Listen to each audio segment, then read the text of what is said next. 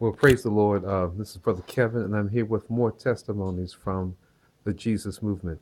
We're talking to Pastors Dave and Linda Stoltzfus Correct. in the House of the Lord here in the Lancaster area. Yes, Lancaster. And we just want to get right into it and get their testimonies of what it meant to be in that great move of God of the 70s. Please.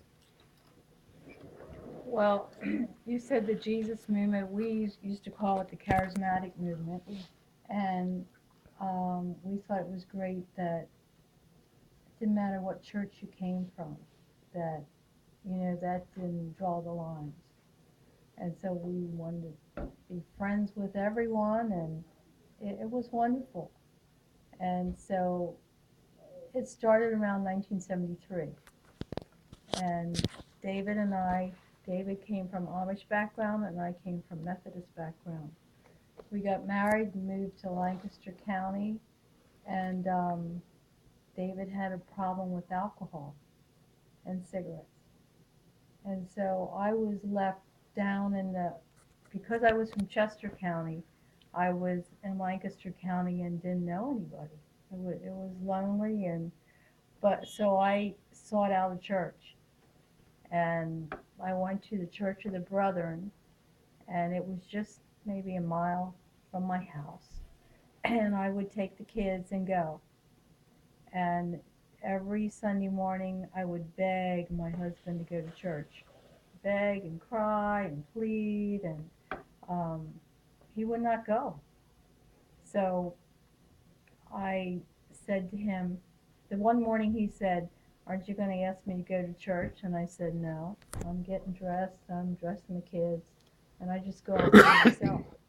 What made him so mad, he said, "I'm going to go to church then. I want to see why you're going there." So he went to church, and I had the kids, and I wanted him to go forward. I wanted him saved so bad. So I talked to the minister about my husband, and um, I mean, it was just a stressful time before he found Jesus, and I had became a Christian on Mother's Day in 1973. So I was so hungry for the Lord, I just sought out anywhere to go. And I went to Pittsburgh, not Pittsburgh, Parksburg, to this Presbyterian church, and the pastor was named Jim Brown. And so he had his official service on Sunday, and on Saturday it was a charismatic service, and every denomination was there. So I went and didn't know anyone, but I was half frightened because people were raising their hands and clapping. I thought, what is this? I wasn't raised this way. And so I was scared to death. But there was something about that church that made me want to go back. I mean, people were, every aisle was full, the windowsills were full. He didn't care where these young people sat. Is that He before welcomed them. we done the Bible, started the Bible study? Yeah, it is. Yeah. I took it. Balcony was full. Um, Place was packed. So I started going every Saturday night. David forbid me to go and said that I wasn't allowed to go there, and he was very jealous, and he said to me, um, "It's either Jesus or me. You have to choose." I said, "I don't even have to think about this. It's Jesus." And so I went, and I went downtown and had a set of keys made, an extra set of keys to our car. And the next Saturday, he took the keys to the car and said, "You're not going nowhere. You're not going to church." So when he was upstairs, I got the kids in the car and pulled out the driveway and went up the road. And he came out and he's screaming on the porch, "Stop, you can't go. You don't have my permission. I'm going to drink. I'm going to get you back." And I just thought, I am going forth in Jesus. because I was just being the submissive housewife living in the country and just doing whatever this alcoholic husband was telling me to do. So I came home, and I mean, it was upheaval in our marriage. I came home, so I went in the refrigerator and dumped all the bottles of alcohol and got rid of all the beer. And I know you were mad. so then that made him even more Oh, furious. she, So I decided that I went to the pastor and I told him about wanting to get my husband saved. So he said, okay, we'll have an altar call and he can go forward. Well, when he had went to church finally with me, he had sat in the back row, so he could run out first when the it was over.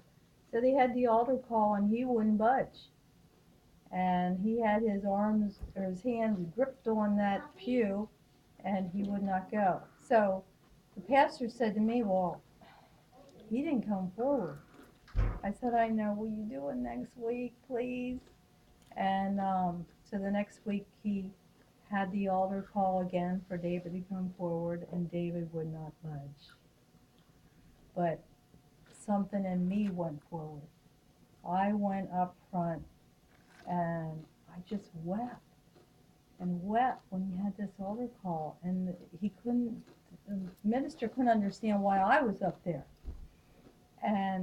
But that Sunday I had found a personal relationship with Jesus, a marriage, a connection.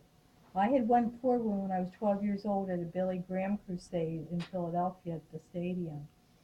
But though I was raised in church my whole life,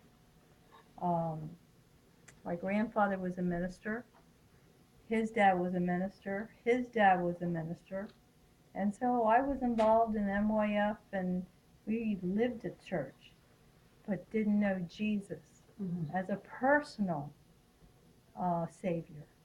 So once I walked out that day, the sky was blue, the grass was green, my eyes were open, I could see Jesus, and the hunger for him grew worse. Or better, whatever you want to say. It was just more and more, and I wanted to go to everywhere I could go. So my girlfriend Norma and I, we drove into Maryland and I took her everywhere. Harrisburg. You know, if we found out there was a Bible study somewhere, we went. It didn't matter what denomination it was, we just went. Hungry. And so we had a lay witness mission in our church, which was run by the Methodists. And so they had all these speakers come in, and they had guest homes that they took the speakers in, and somebody backed out. So the ministry asked me if I had a bedroom that I could give this young girl a room. Well, I said, I have a room that has a baby crib in it, and I said, but she's welcome to stay with me, and it was nothing fancy at all. So she came, and she was from Gettysburg, Pennsylvania. And so he promised me that he would go to this lay witness mission with me. And they would break up in little groups and, you know, talk. It was great. And that's where I met Norma. I think I heard her share. They had a prayer request that night about her husband had injured or Killed his kids. killed 2 boys. And so I thought, oh, my heart, you know, went out. At that time, I had a Sunday school class with like 17 kids, all boys but one girl. That one girl was her daughter. And so that's kind of how we got the connection, because I had Sherry in my class. And so when this lady was at my house with the lay witness mission, we were in the living room and we were praying, and David tried to sneak up the steps so she wouldn't see him. So as he's sneaking up the steps, she goes, oh, David, could you come here, please? Could you pray with us before you go to bed? So David reluctantly came back down the steps, came in the living room, And so he was stuck. There was the I three was of us. trying to show her, out of politeness and kindness, that I was a Christian, but it wasn't working. So she says to him, David, she said, can we hold hands? So we held hands, and she said, could you pray? Oh, brother. And he looked at her and just shook his head. She said, could you please pray with us, What David? are you doing? And I was hoping that a hay hole would open up that I could just drop out of sight. and he started crying, and he said, I can't. I'm not good enough. Oh, I'm not God. good enough. And she put her hand on his shoulder and said, yes, you are. So she prayed salvation. Prayed salvation with him. And we started on a roller coaster ride. You know, at that time, we were saving to build a house. Um, we just kind of gave everything to Jesus. And right before the lay witness mission, I was at his sister's farm with my kids, and my son had an allergic reaction to hay, and he wasn't feeling good, and I said, I think I better go home. Well, it was about an hour's drive to go home. On the way, my son quit breathing, and it was pouring rain, and I'm just screaming out to God to please not let him die. And it was on a Saturday, and I'm a new Christian, and I'm just bargaining with God everything that I could think of. So we were going into Quarryville, and there was this big iron bridge and big long line of traffic, and there was a buggy. There was a buggy that all these cars were behind, and cars coming the other way. And I thought, I don't have time to be behind all this line of traffic. So at that time, we drove a GTO, this hot rod car he had, and I just moved out into the passing line and just went and got in right before the cars. You know, I mean, it was just like inches, and got in and went into town, missed the street, went on a wrong street. Later, I found out that doctor was not in. I went to another doctor's office, and it was closed, and I'm banging on the door, and this child's gray and had a snowsuit on, and I had my daughter with me, and I'm banging on the door.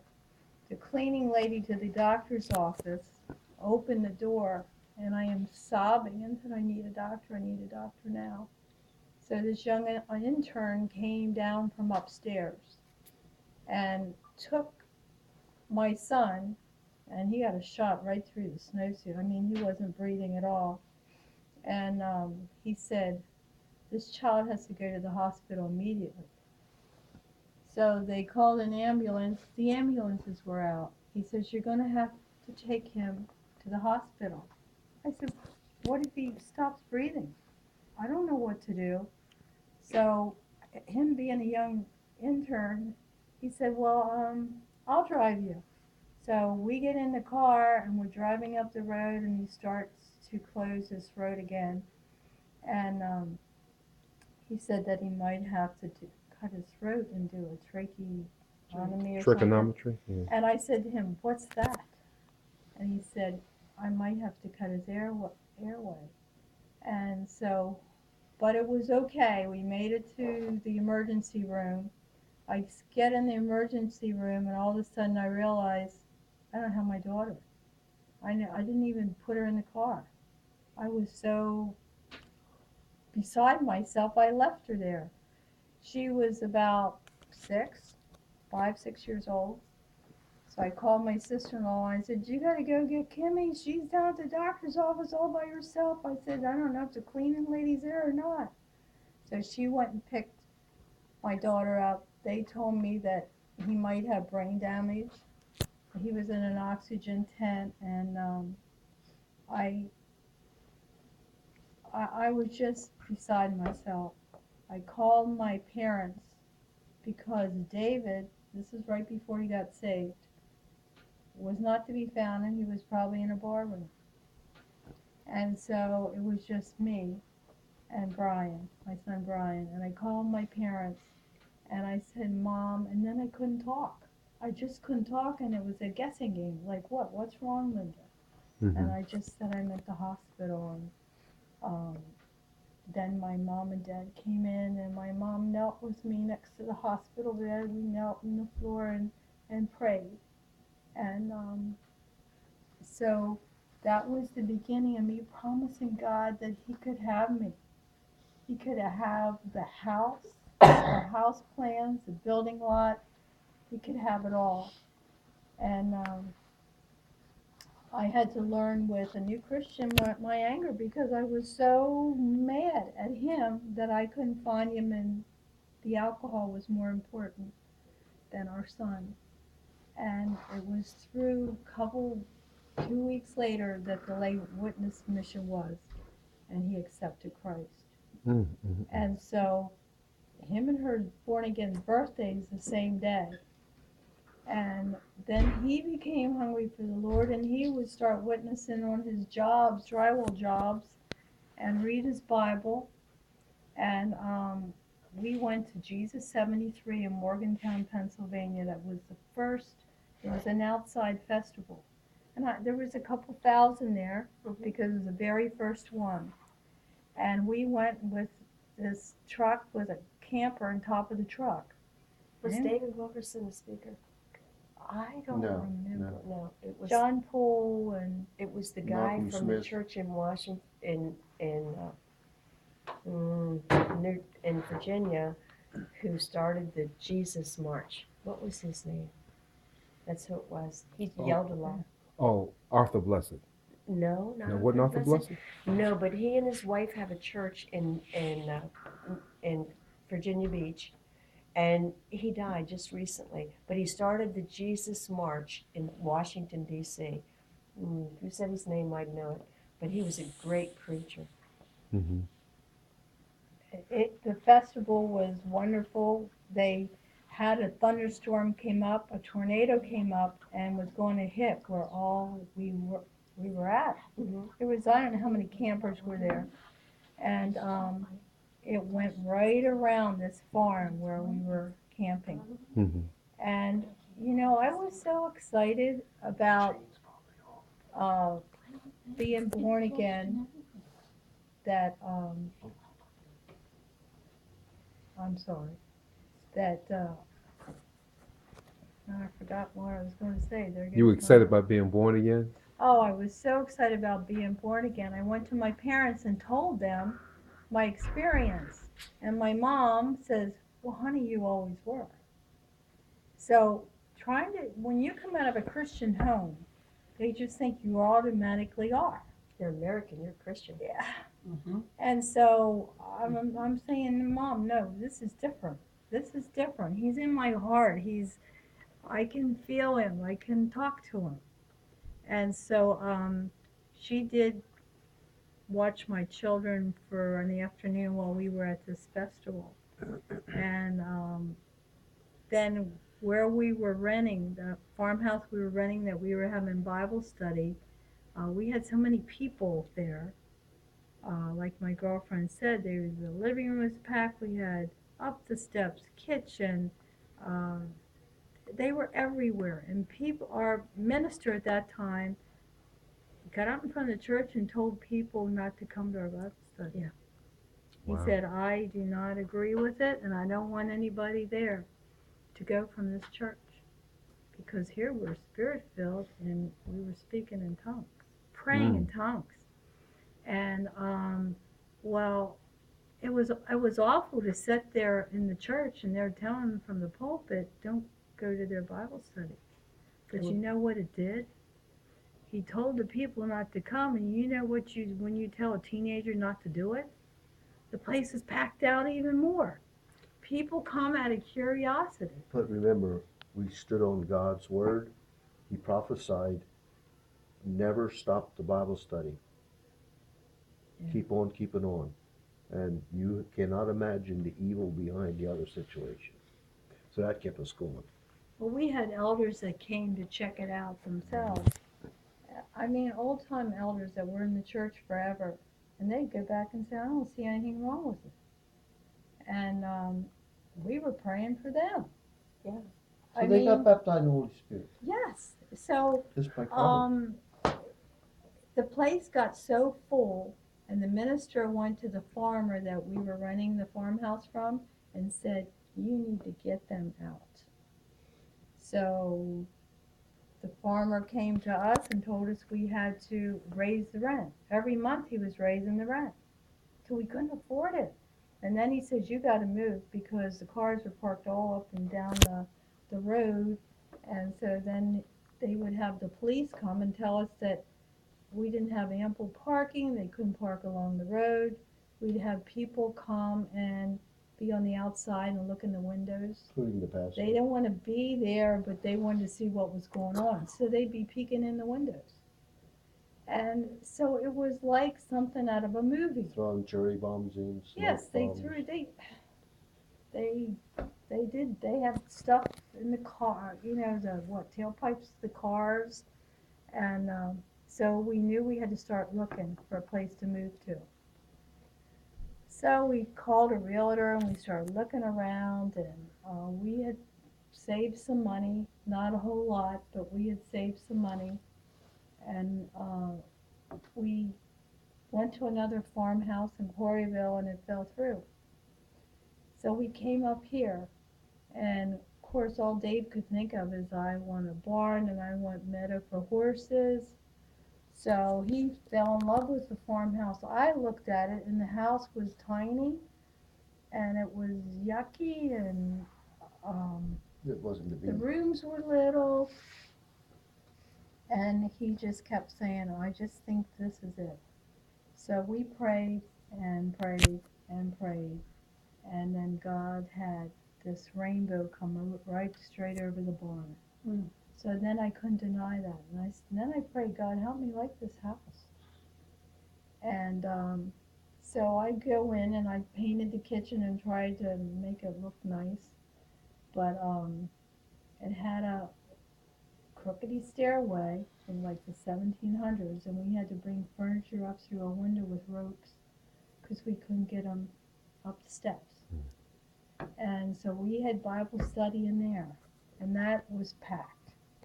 So then we came out to the barn, and we would have church in the barn on hay bales.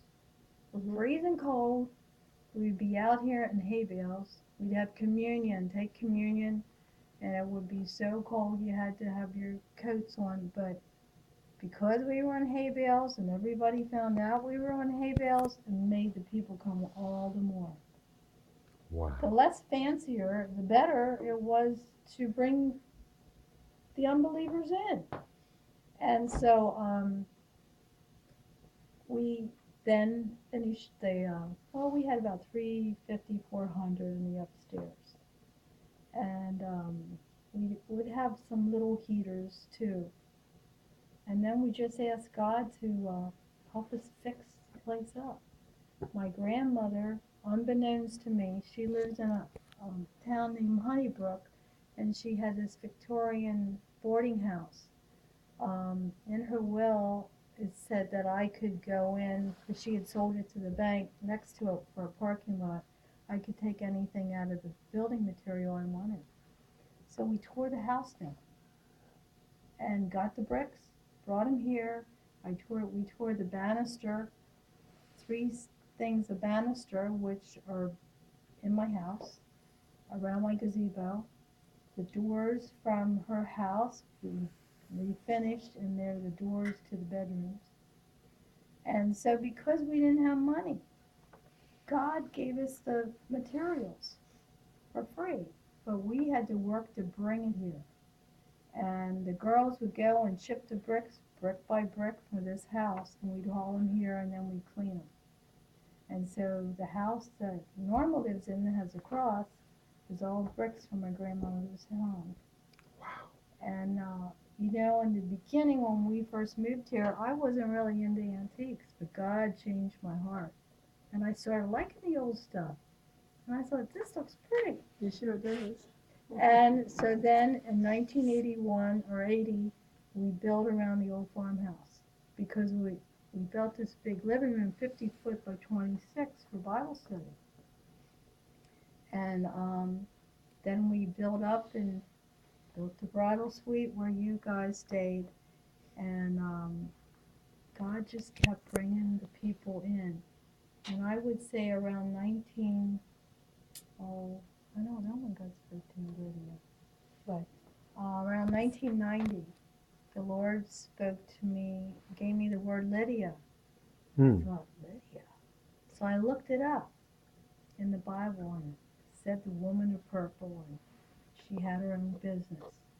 And my son wanted to go to college. All the children were in Christian schools, so every time we scrounged together was to send the kids to Christian school. Well, he wanted to go to college and we didn't have a penny saved. So a girlfriend said to me, why don't you start bed and breakfast?